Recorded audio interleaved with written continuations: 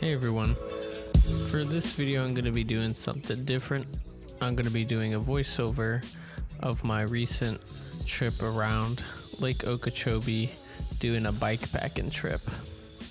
Now I've never done bikepacking before, but it was only a 2-day trip and I had a small bag that I could pack everything in, so I said why not, I could borrow a bike and try it out. This trip that we did was 120 miles around Lake Okeechobee in South Florida. I would say this trail is very doable for someone who has no bikepacking experience or hiking experience. It was very flat. I'd probably say don't do it in 2 days unless you're crazy like me and decided you could just jump in the same league as these two professional bikers. Here we got our bike setups. This one is my bike setup. We got Jose's bike setup and Felipe's bike setup. The two amigos that I was traveling with are expert bikers. They do biking every day, unlike me. I borrowed a bike. I haven't ridden a bike in years. But anywho, so we started our trip on the eastern side of Lake Okeechobee at Port Mayaca and worked our way south clockwise around the lake. The beginning of the trail was gravel from where we started, and going down it was pretty easy, about like 10-15 miles to the closest town. Now the beautiful thing about bikepacking that I learned is you can travel very light because you can get a lot more distance done riding a bike than if you were hiking. You don't have to carry as much gear and food because you can find better campsites and lots of different places to resupply. The morning for us started really great. It was a nice cloudy morning. The sun wasn't trying to kill us just yet. We got to see some farmers flying over their crops, different orchards that we passed by. One of the first towns had this cool picnic area. Definitely crossed lots and lots of dams. I don't think we passed a single one where someone wasn't fishing right by it. Got to pass by the little amusement park thing where the It Clown lives. It was very creepy. This place definitely looks like one of those scary movie towns for that sort of thing. The train passing by was really neat, really long, had lots and lots of carts on it. I will say, if you're looking for a trail that's kind of secluded and away from a lot of noise pollution, this trail probably isn't the right one for that. It was next to a lot of roads and was pretty noisy a lot of the time. Only very few sections were away from some sort of noise pollution. One thing that we did not take into account when planning the trip was the construction that was happening. We had to do a lot of rerouting and finding ways around the trail. Lots of roadside bicycling and lots of finding detours around certain areas. In the afternoon, it started to get pretty hot on the trail, but at least we were now on paved road. That's Pride Rock right there. Here we got the rainbow gods trying to help me from passing out. I had originally packed just 1 liter of water because I thought I'd be able to filter from the lake, but I had multiple locals tell me do not drink the lake water just because of sanitary reasons.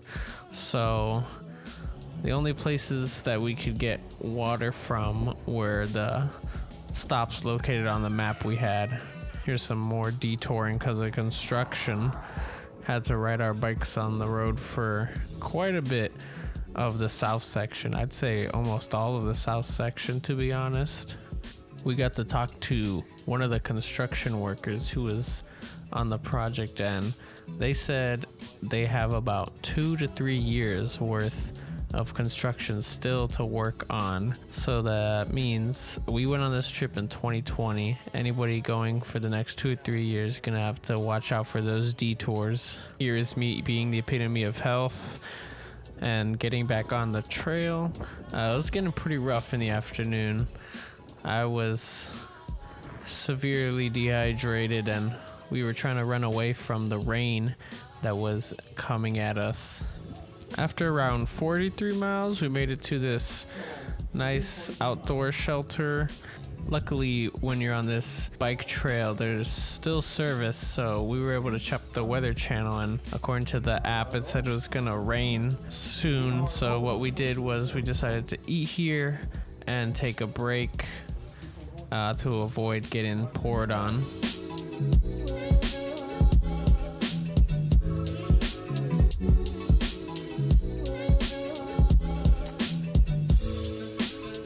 One thing that I brought on our trip that I was excited to try was this new BRS stove that I got.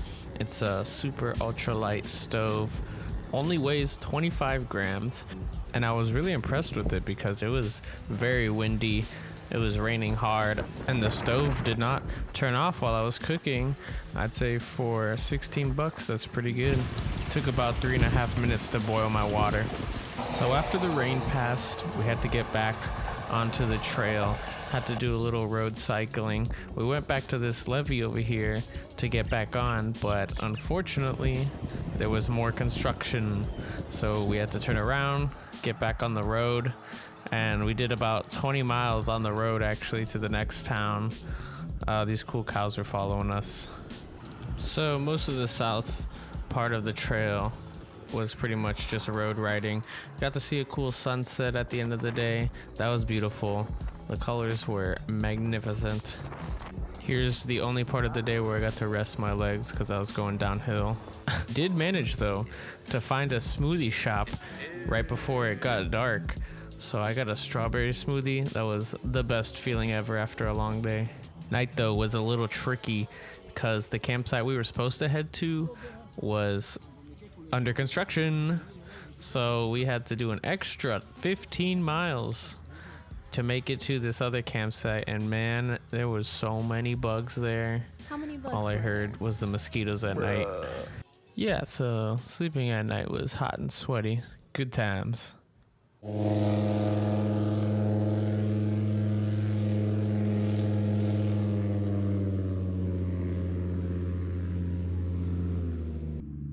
So that's definitely a lovely way to get woken up by at 6 in the morning. I just love when the airboats blow all the sand right in your tent. It was beautiful. So the next day was quite interesting. My culo hurts so much. As someone who has not gone biking in a very long time, going for that long with that small weight on my back definitely bruised me up on the seat. I'm not even gonna lie, my butt hurts so bad. I had to take like a bunch of ibuprofen just to keep the pain down for the rest of the day. We got to meet a couple cool characters on the second day, letting us know about all the gator hunting and hogs that are around. So the west side of the trail still had some construction going on, but at least most of this west side and the north were paved, which was great. The only issue now was that the wind was going straight against us. One of the most difficult parts, I'd say, of the trail was this like 10-mile stretch of just grass that was like half a foot high. After like 10 minutes, I was gassed. And the worst part was that a lot of the grass was getting stuck in our gears and our tires, so we had to consistently stop and pull it out. Here's a random bench that was in the middle of nowhere.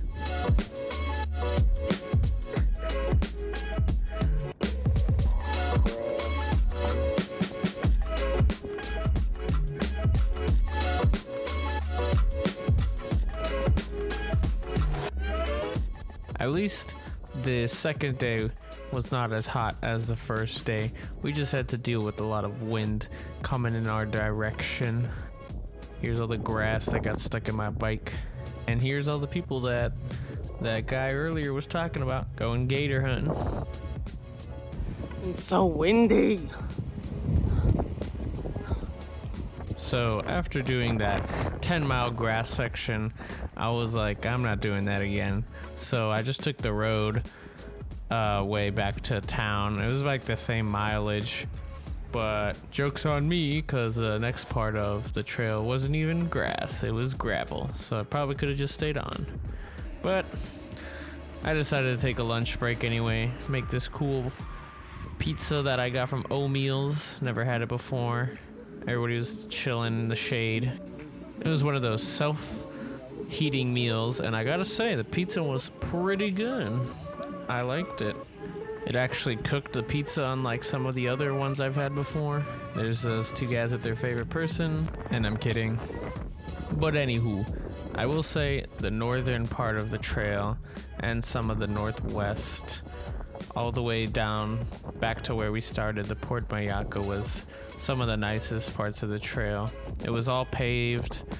The wind finally wasn't completely against us, and we just got to ride instead of having to worry about grass or rocks.